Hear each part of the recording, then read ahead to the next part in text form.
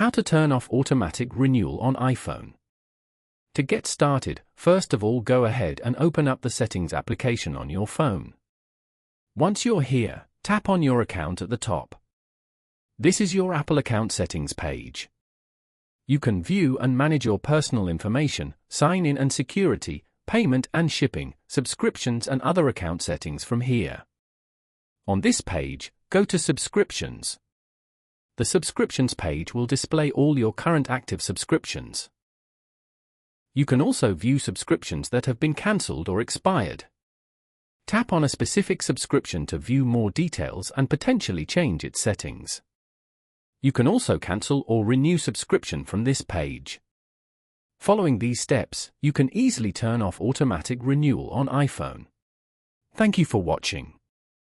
Please leave a like if this tutorial helped you, or leave a comment below if you have any questions related to the video.